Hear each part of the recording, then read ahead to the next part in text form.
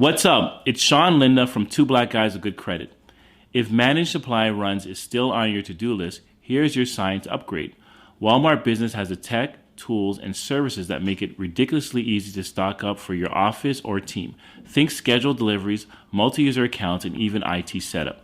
Bonus, with a Walmart Business Plus membership, you get free shipping, spend analytics, and 2% rewards. Join the smart way to shop at business.walmart.com. Terms apply. This is Car Tracks with Turtle Wax. Your car says a lot about you. So if we asked your car what it would say about you, what would it say? Listen, you dropped one of those tiny cheeseburgers under the seat like last week, and now we're both dry heaving at the stench. Do us a favor, grab some Turtle Wax, and let's get to work. This has been Car Tracks with Turtle Wax. You are how you car. If you're a lineman in charge of keeping the lights on, Grainger understands that you go to great lengths and sometimes heights to ensure the power is always flowing, which is why you can count on Grainger for professional-grade products and next-day delivery, so you have everything you need to get the job done. Call 1-800-GRAINGER, click Grainger.com, or just stop by. Grainger, for the ones who get it done. A new era of power has arrived with the Alienware Area 51 gaming laptops, intentionally engineered to push more power to the CPU and GPU for maximum performance. This otherworldly power, paired with the game-changing AI capabilities of NVIDIA GeForce RTX 50 series GPUs with DLSS4, amplifies performance and image precision for ultra-smooth, stunning gameplay. And with the new cryo chamber design, airflow is focused exactly where it's needed most. Fused with Alienware's enhanced thermal solutions, it creates a higher power output without raising noise levels, allowing you to play with confidence even during the most demanding marathon gaming sessions. So no matter what you are playing, Alienware ensures every game runs precisely as its developers intended. A new era of power is here. All you have to do is take it. Discover Area 51 today at alienware.com. This is the Daily Tech News for Thursday, July 17th, 2025. We tell you what you need to know, follow up in the context of those stories, and help each other understand. Today, Dr. Niki updates us on science funding in the U.S. and Beeper's back, baby. Beeper's back, baby. I'm Jason Howell. I'm Quinn Twitdow. Let's start with what you need to know with the big story. When I see Beeper, I can't help but want to go full on alliterative, with it. No, that's Beeper is relaunching its all-in-one cross-service messaging app with an improved tech stack that's aimed at improving security, also adding some premium features, which we'll talk about. On the security front, Beeper will now offer direct end-to-end encrypted connections for platforms that support it. So this essentially means that Beeper won't have to rely on what it's very known for, having its cloud infrastructure relaying messages. This is going to keep messages and that data associated with those messages on device and encrypted via the messaging platform's approach. Beeper improved its free tier. It now allows for up to 12 accounts, which I think that's pretty generous. Beeper also launched the new Plus subscription tier. That's with some perks like message scheduling, incognito mode, voice note transcription, also the ability to manage up to 10 accounts. And that does include up to 3 accounts from any single service. So you can kind of mix and match that way. And then the Beeper Plus tier, and yes, you heard that right, it's called Plus Plus, will offer unlimited access to multiple accounts per chat service. So it's kind of like the entire meal, unlimited, all you can eat, costs $49.99 per month. And Beeper is attempting to keep the services themselves happy and friendly to the work that they're doing. And to that end, they plan to relay ads shown in apps like Telegram as one example. So Telegram, if you're using the app, you might be served an ad. Well, in Beeper experience, if you're using Telegram, apparently those ads are going to come into the Beeper experience somehow. I don't know how exactly they're going to tackle that, but that way the impressions aren't lost and it keeps Telegram happy with what Beeper's doing. And all of this is pretty appropriate because this comes after the company was bought by Automatic. They're the owner of WordPress.com. That happened last year. And, kind of in the shadow of what Beeper has done in the past, which is I'll try to work to allow Android users to chat with Apple iMessage users. That was involved servers in the cloud, or rather, Mac Minis running iMessage in the cloud. Apple had some restrictions to make that impossible. And since then, Apple's rolled out, of course, the expansive RCS capabilities. So that kind of reduced the need for such a specialized service. So I don't know, when we've talked a lot about Beeper on Android Faithful over the years, they've been very applicable to the conversation around messaging. What do you think of the new offering? Yeah. Where do you stand on this? Do you need a multi-chat service at this point? I don't think, so that's the thing though. I used to love multi-chat services. I used, is it Pigeon? Pigeon? Yeah, that was Pigeon one of them. back in the day. And I think there was a couple others. And so yeah, Trillion was the one that I used. I did use Trillion too. I love Trillion it's so funny because I think those were so essential back in the day. And yet I don't know, now in 2025, I did try using Beeper, and I don't know if my use habits have changed, but I found myself needing it less. But I'm actually really impressed by the Beeper tech stack. And so I'm not one, the jokes about all the cavalcade of chat apps that have come and gone in the last however many 20 years now, or like maybe even longer than that. Oh my gosh.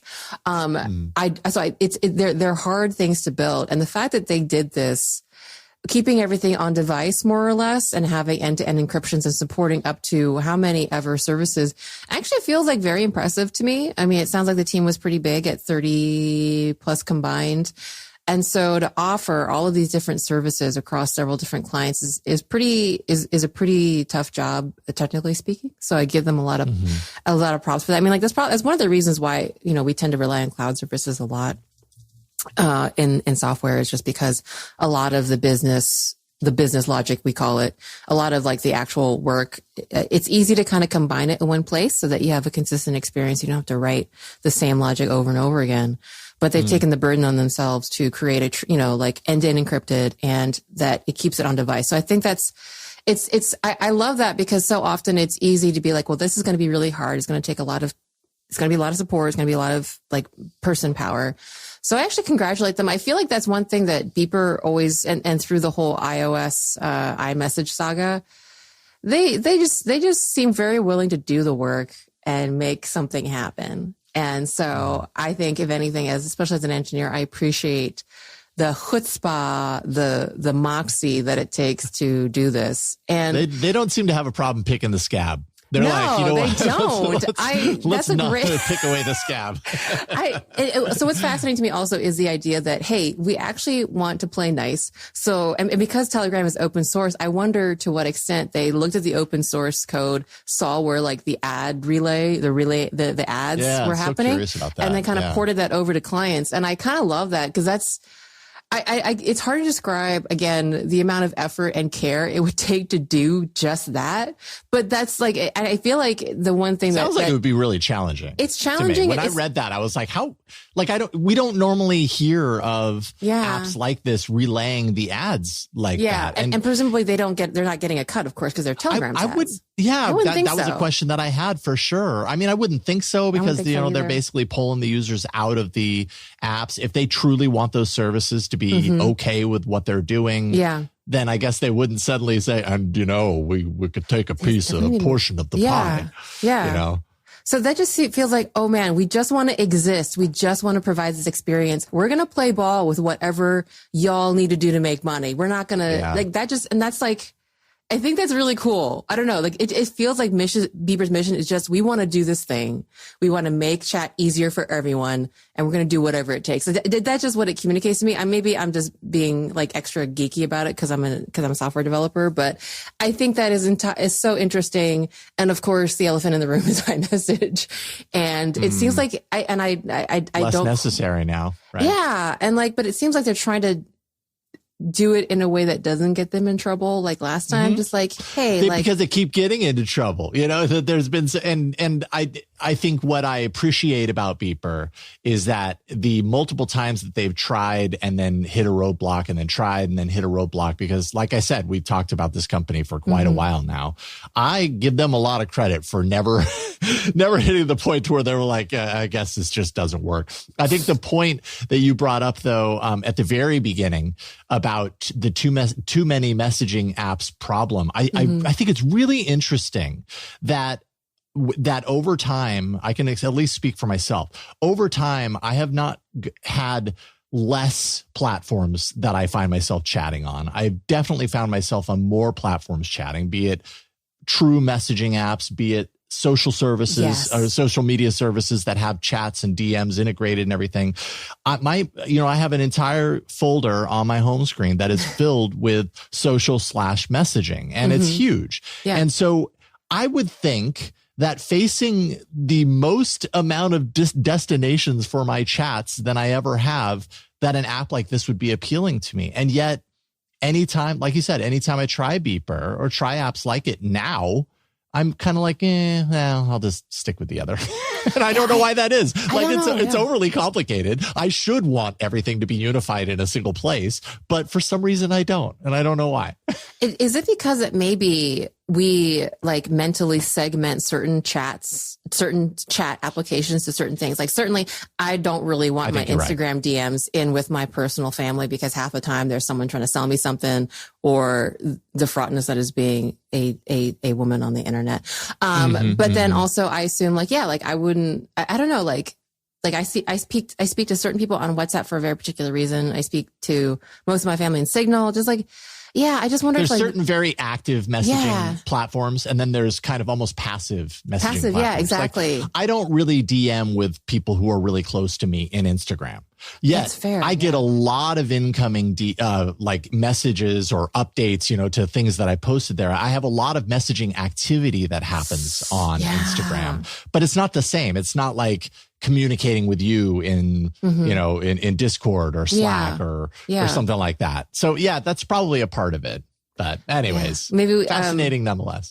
I do wish they had called their highest tier beep beep. I don't know, beep or beep beep. Maybe that doesn't. The beep or beep plan, which is the premium plan, which by the way, I didn't have a price for that. $9.99 per month for the premium plan. And then I did mention the price of the beep beep plan, which it's not called beep beep. It's called plus $49.99 per month. So there you go.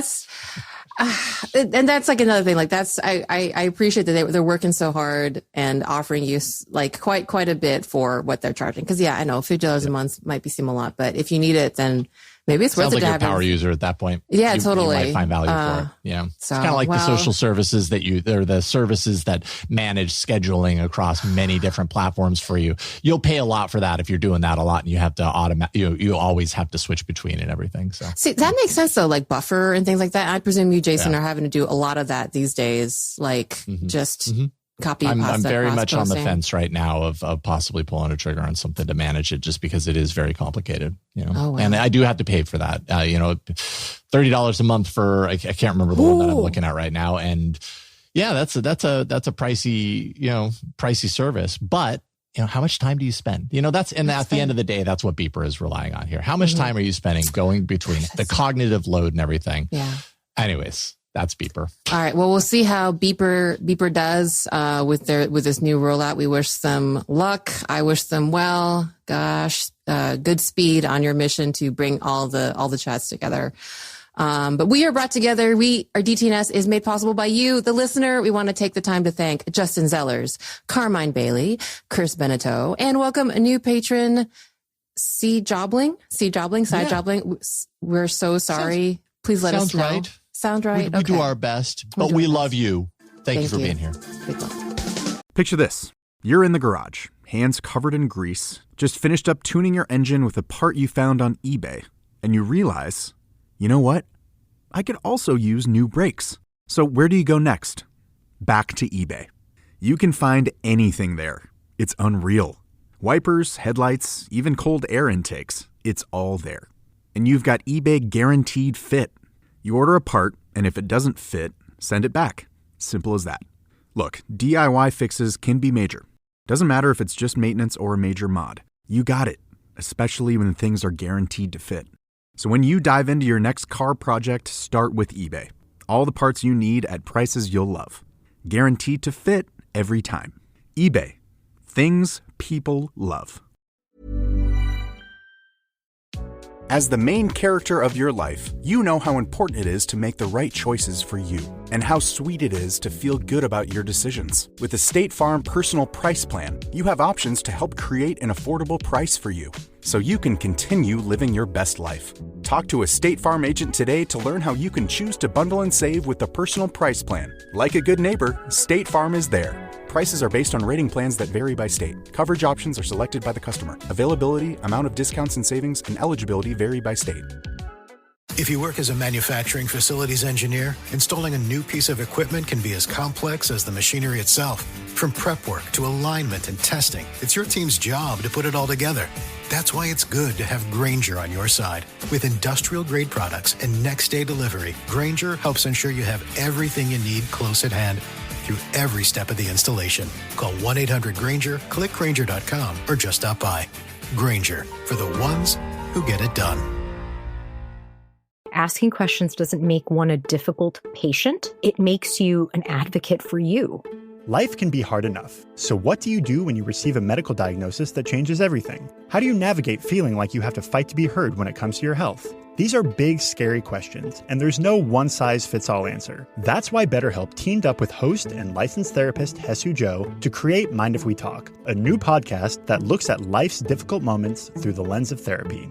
On the latest episode, Hesu sits down with comedian Ryan Sickler to talk about the diagnosis that turned his life upside down and the tools that helped him move forward. If you or someone you love has ever felt the weight of medical stress, this episode is for you. Listen and subscribe to Mind If We Talk wherever you get your podcasts. And remember, your happiness matters. Hey, it's Maya and Sim from the Girls That Invest podcast. If you are an IT or security pro, you know managing devices, identities, and applications can feel overwhelming and honestly risky. That's where Trellica by 1Password comes in. It helps conquer SaaS sprawl and shadow IT by discovering every app your team uses, managed or not. With pre-built app profiles, you can assess risk, manage access, and even optimize your software spend. Plus, it simplifies onboarding, offboarding, and compliance, all while cutting costs by eliminating unused licenses. Take the first step to better security for your team. Learn more at onepassword.com/special offer. There's more we need to know today. Let's get to the briefs. All right. Well, Google officially announced its next Pixel hardware event for August 20th. So the Pixel 10 series, along with Pixel Watch 4 and possibly the new Pixel Buds are expected at the event, which takes place in New York. The phones are expected to be powered by the new Tensor G5 chips. And another rumor making the rounds is the possibility that the new Pixel Fold will be the first foldable rated for dust protection with an IP68 rating. There are also credible rumors pointing to a new line of magnetic Qi 2 charging technology for the Pixel line, codenamed Pixel Snap. Pixel Snap. Snap, snap. IP68 on a foldable. That's pretty big news. That's a big deal. You know, Pixel hardware, it is coming from Google and it is premium hardware. But I think there's an ongoing perception that it still kind of lags behind in some ways behind the Samsung Galaxy S Ultras and all that kind of stuff. But to be able to say our foldable is the one that's managed to solve the dust protection issue that foldables have would be a big deal for Google. So props if that happens. Absolutely. I was really excited. It's weird because I think we hear about the specs leaking just for months and months at a time. And to be honest, the Pixel 10 Pro Fold, and I'm a current Pixel 9 Pro Fold user, was not that impressive. It's slightly better. So it's like that iterative, like, oh, it's a little bit better. So it didn't really seem worth the, okay, I'm going to, go ahead and trade in and spend more money on a new foldable that I didn't really need. But when I saw the IP68, I was like, oh, shoot. This is a thing, because even the Samsung Z Fold 7, which has gotten a lot of really sterling reviews, is still IP48. So it's not protected against dust. So this could be a big deal. Could be a big deal. We will see. Federal Judge Alsup has permitted 3 authors to bring a nationwide class action lawsuit against Anthropic for its alleged use of copyrighted books that were downloaded from pirated sources to train its AI system. This follows Alsup's original ruling that some of the company's use of legally obtained, i.e. bought, copyrighted content actually constituted fair use. Anthropic's possible use of up to 7 million books downloaded from pirate sites could make the company liable for damages. We're talking the tune of around billions of dollars if the case against them is successful. So it is given the green light, and we'll see where this leads. Meta Platforms CEO Mark Zuckerberg and former executives have reached an agreement to settle an $8 billion shareholder lawsuit stemming from privacy violations related to the Facebook Cambridge Analytica scandal from 2018. The settlement happened shortly before Zuckerberg, Peter Thiel, Mark Anderson, Sheryl Sandberg, and Desmond Hellman were set to testify about their knowledge of the details related to the case. While financial details of the settlement have not been revealed publicly, it's likely the payout was less than the $8 billion originally asked for. Yeah, this is kind of crazy because it's been a long time coming. Mm-hmm. And literally on the day that I think Mark Andreessen was set to take the stand, and then I think the next week it was going to be Zuckerberg and Peter Thiel and all these major names in both technology and, whether we like it or not, politics right now, were set to essentially put their voices on the record about this scandal. Poof, it all goes away because of massive amounts of settlement money. What do you know? Nothing surprises me. Also, my bad. Mark Andreessen. My bad. I said Mark. Mark Andreessen. My bad. Yeah, all funny. Good. Funny that's a magic trick they pulled there. Anyway. Yeah. Anyways, Roblox is tightening its chat security by requiring personas age verification using facial scanning, or you could provide a government ID. This all applies to users over 13 years old. Without that proof, teens will have their messages filtered and monitored for harmful conduct. Those with proof will have an unfiltered chat experience, along with gaining access to a reasonably new feature that I only just learned about, a party social feature that basically allows up to 6 players to group up across the platform and play together. So that's something that'll be reserved for those who have the unfiltered experience, which comes with that age verification. So more and more, we're just going to continue, I imagine, hearing more and more from services, be it chat services, social services, gaming services, all about requiring this stuff because it's in the sights of governments, both here in the US and the UK and abroad. Mm-hmm. Well, Adobe introduced new generative AI features within its Firefly suite that allow users to create realistic sound effects from voice prompts or text instructions. Users can synchronize the sound with visual content in a timeline interface. The Firefly update also offers support for composition referencing and a wide range of style presets. So when I'm playing around with Adobe, I can go mew pew, and it'll turn it into like laser sounds like, and stuff. Laser fire, yes. Yeah. Although Mew Pew, what I'm going for with Mew Pew is the Mew is a cat meow and the pew is a laser fire. Mew Pew, Mew Pew. Turn that into something, Adobe. That's all I ask. Okay, someone who has Firefly, please do that and send it to us.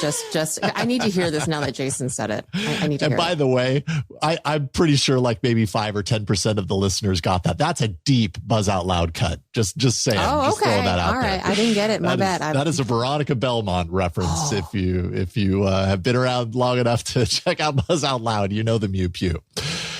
TikTok launched a beta set of features aimed at songwriters who want to showcase their own copyrighted music on their profile pages. This is limited to a select group, at least at launch right now during the beta release. But artists will be able to apply a songwriter label to their profile and then also display select tracks from their catalog that they've written in a songwriter music tab. The new features are apparently the result of an extensive survey that they conducted with more than 870 songwriters. It also follows similar features that have been available to artists on Spotify since 2020. Totally makes sense. Lots of music discovery happening on TikTok. And so yeah, good feature. All right, y'all. Those are the essentials for today. Let's dive a little deeper. All right. Every month, we've been checking in with Dr. Niki on what's been happening with U.S. science funding. And today we have a quick update and a brewing debate over animal models. Dr. Niki, welcome back to our monthly check-in. Hello, Tom. We are indeed back. We have some news, but not as much as usual, which is kind of a good thing. So. This is, I don't remember if I mentioned it in one of our updates, but I have been expecting that as the year went on, the pace might slow down, and it seems like that might be happening. What do we have to pay attention to this month? I'm very glad that you're correct, because as much as I love being on the show, I don't love covering disastrous We've got MOAs and blind mice to talk about, right? Much more fun. Yeah. Well, the first thing I want to talk about is kind of an overall, because I didn't want to do case by case, but in the previous months, we talked about how NIH was terminating some specific grants at different universities. And now kind of the pendulum is slowly swinging back, and people have filed lawsuits. And so across the country, judges are filing and ordering NIH to stop terminating specific grants, specifically politically sensitive ones. And now in even some cases, they're reinstating them to the scientists. So good news. I have heard they said they will reinstate them, but they're also kind of dragging their feet on that, to be expected. But it's generally good news. And most of those are not being appealed. So it seems like that will stand. Yeah. And it's been in multiple states and, like multiple universities as well. So yeah, you notice also for Cornell, it was like on again, off again, on again. So it's slowly coming back. Probably not all of them, but some of them. All right. What else we got? Over the last few days, we've got a few stories. So first of all, NIH has been people found out that they have been dismissing advisory council members that do not line up with the current administration's views. So these people are specifically the ones that make the final decisions on NIH grant funding. So still following within the trend of making grant funding more what they want it to be. And the journal Nature reported on this and found out that the replacement candidates are having their social media presences screened for negative views on the current administration. So they are packing the court. Well, this is the administration putting people in place to make decisions that they approve of, basically, for grants going forward versus the grants that have already been in the works. Correct. Yeah. Okay. Yeah. So not as great news on that front for NIH once again. And then we've got one more piece of news that is like ongoing. We talked about the proposed congressional cuts to all the federal funding agencies and others. Yeah, this is the rescission thing where they're saying we can save this money, but we need Congress to approve us to not spend it. Exactly. So that went through Senate. Senate rejected some of these proposed cuts, and now it is in the House. And the House is changing the proposed cuts to something slightly less drastic. So I think overall, it's I don't know if it's good news. It's less bad news. Okay. So this is once again for the proposed 2026 fiscal year that starts in October. So for example, for NASA, they had proposed initially like a 50% cut. Now it's down to 18%. It's still a ton of money. That's billions of dollars. Sure. But it's less worse. Same thing for NSF. Initially proposed a 50% cut. Now back to 25, which is still a lot, but less. And then like the cut for the Department of Energy was rejected.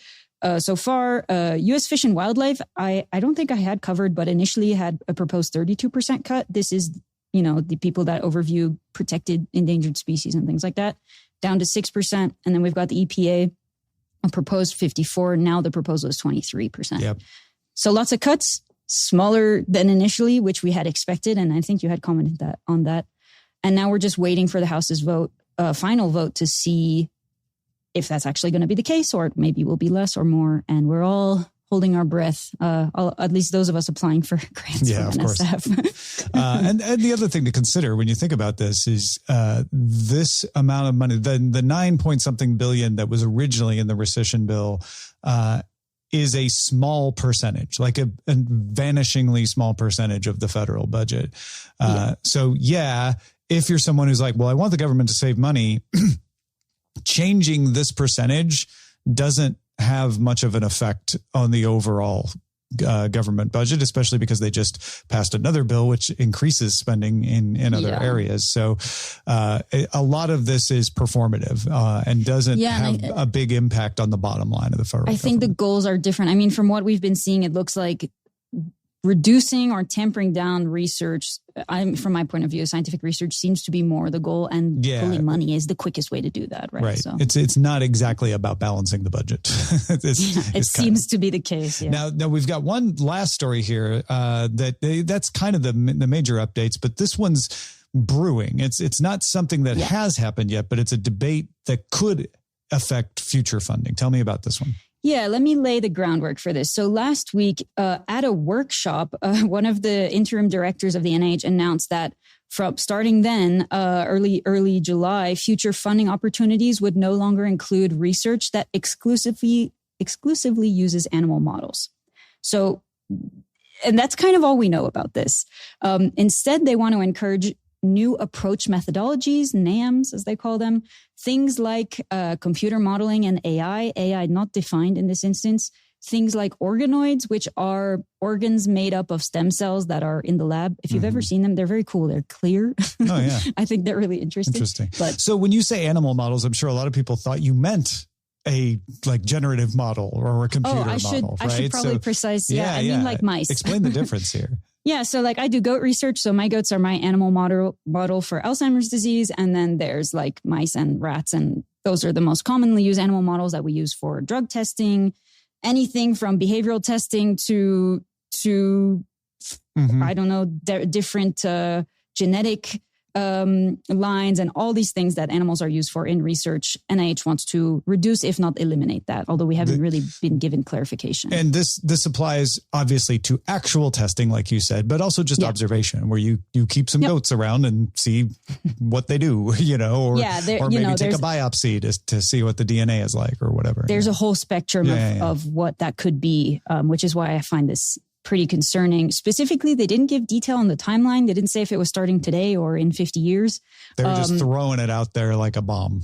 Yeah. And so what this really affects is what we call NOFOs. So these are notice of funding opportunities. So the NIH comes out and says, hey, we want to fund you for X, Y, and Z. And now, from now on, apparently they've started doing this. They can't have one of those that is requesting only animal research. So it leaves some loophole where okay, you could do 2 of your 3 aims of this grant that are animal research, and one of them is an AI model of the animal or something which really just creates more paperwork than advancing science, personally. That's how I feel. So that's what it seems to be. And there have been requests in the past. So let's say you wanted to find a new transgenic mouse line that does a really good job of replicating Alzheimer's disease. You'd put out a funding notice to try and get scientists to work on that. They can't do that anymore, or they don't want to do that anymore. So that's where we're at. Questions?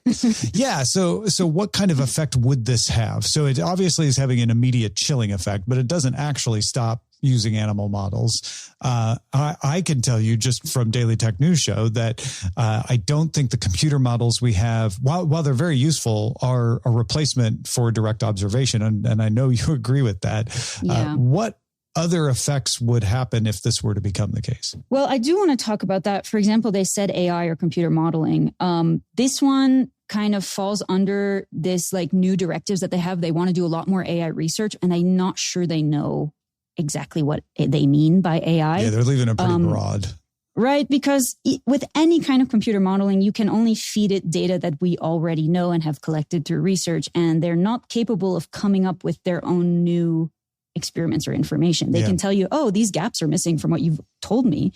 So I don't see how an AI, quote unquote, would replace something like a behavioral study where we're looking for things that we don't yet know, which is also how my research works. I would imagine there are some things with digital twins, which have become very well developed, where you can create a model that is, very close to the same thing as a human heart, same thing as a kidney, and probably in some simpler animals, you could do the whole animal, and we're getting better at those all the time.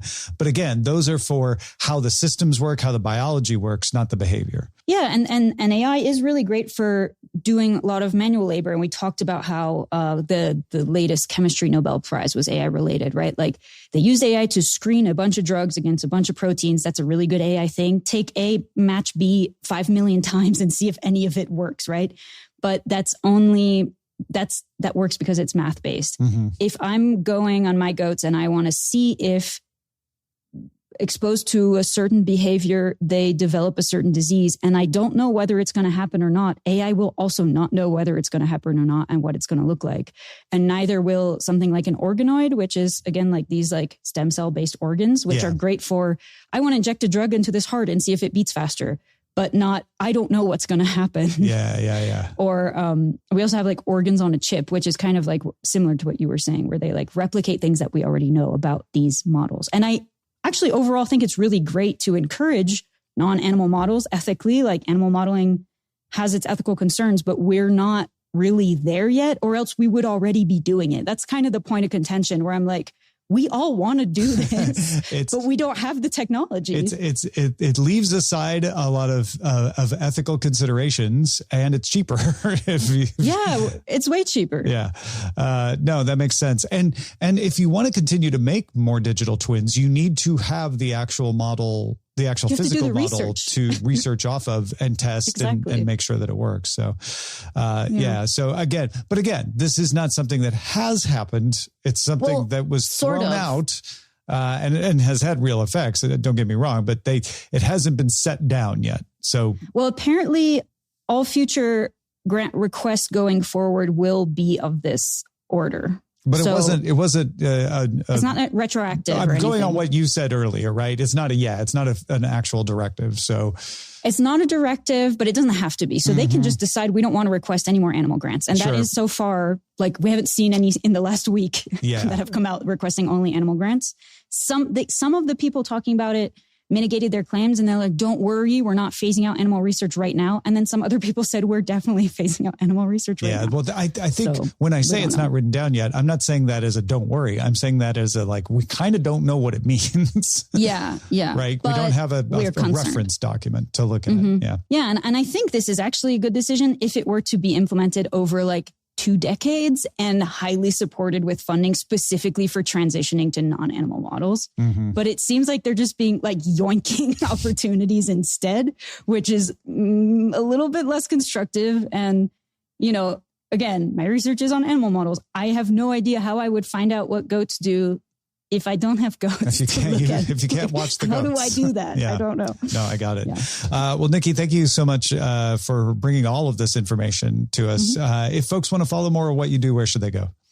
Of course, I can be found at NicoleAckermans.com. That's also my handle on Blue Sky, and I will be posting this there as soon as it goes up on DTNS. Thanks for having me. All right. Thanks so much. I think that just goes to show how far away we are from certain things that we probably like the real kind of pro AI, like AI is the best thing since sliced bread. And, we've got super intelligence right on there's a lot to figure out before we ever get to that point. And this is, I think the point that Dr. Niki made about if we were there, we'd already be doing it, is, I think that's really interesting. A future where we don't need animal models. Ethically speaking, I think that's a great target, but sounds like we're a ways away from that. No, I was thinking the exact same thing too. And I mean, that's just literally almost how things work is like, if we could, we'd already be doing it. We'd be doing it. Doing it. That's just, how it works. All right. Well, if you have feedback on anything that gets brought up on the show, get in touch with us on the socials. We are at DTNS Show on X, Instagram, Threads at Blue Sky, and Mastodon at mastodon.social. For TikTok and YouTube, you can find us at Daily Tech News Show. Hi, friends. Sean Linda from Two Black Guys with Good Credit here. Whether you're running a nonprofit, a school, or a small business, Walmart Business is here to support your mission. They make it easy to order what you need, from tech and cleaning supplies to everyday essentials, all at low prices and with helpful tools like spend tracking and tax-exempt purchasing for eligible organizations. Because when your operations are smooth, your impact can be bigger. Visit business.walmart.com to get started. Out here, it's not only the amazing views, but the way time stretches out a little longer and how the breeze hits just right at the summit. With All Trails, you can discover nature's best with over 450,000 trails around the world. Download the free app today. We end every episode of DTNS with some shared wisdom, and today Mike is helping us understand. Mike writes, in an email you read a few episodes ago, you mentioned that Android's battery settings allow you to charge the battery to a max of 80%. I immediately enabled that on my new Pixel 9a. In my humble opinion, it should be enabled by default, allowing users to opt into overclocking their battery if they want, but extending the useful lives of the devices by default. Degrading battery life is usually the reason I end up buying a new phone nowadays. I wish this ability existed on all battery-operated devices. My primary mode of transportation is a one-wheel, and I live at the top of a very large hill. The one-wheel has regenerative braking, and if I leave the house with a full charge, the brakes fail because there's no room left in the battery to absorb the energy. I wish it was possible to automatically cut off charging at 80% so I don't have to babysit it as it charges. Mike from Underwater, Austin, Texas.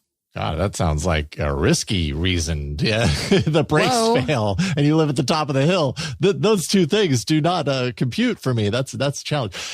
Yeah, and to get back to the kind of the phone aspect of this, maybe because I don't know about like setting it to max of 80 by default, like out of the box, and then telling people you can overclock. Like my thought instead is maybe add it as part of the onboard experience because Pixel, throws a million different screens at you. Do you want to do this? It allows for blah, blah, blah. Do you want to do this? That way people can decide, like, would you prefer extending the life health of your battery or maximum performance? And depending on how you answer that, and it tells you what or why, but that seems like the fairer approach.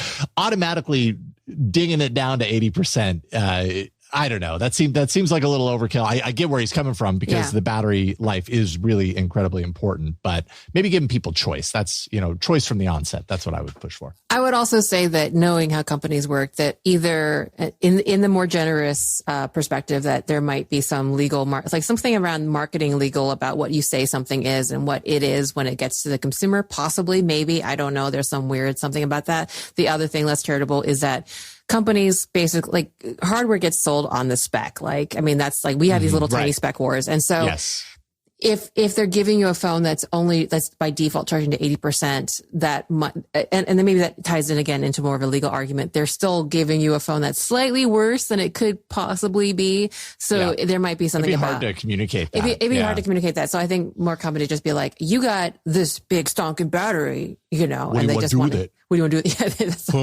do you want to do with all that power? What are you thinking about? If you have insight into a story, share it with us. Feedback at dailytechnewsshow.com. Thank you, Huyen. Thanks to Dr. Niki. Thanks to Mike for contributing to today's show. And thank you for being along for Daily Tech News Show. You can keep us in business by becoming a patron at patreon.com/DTNS. We'll see you tomorrow. The DTNS family of podcasts, helping each other understand. Diamond Club hopes you have enjoyed this program.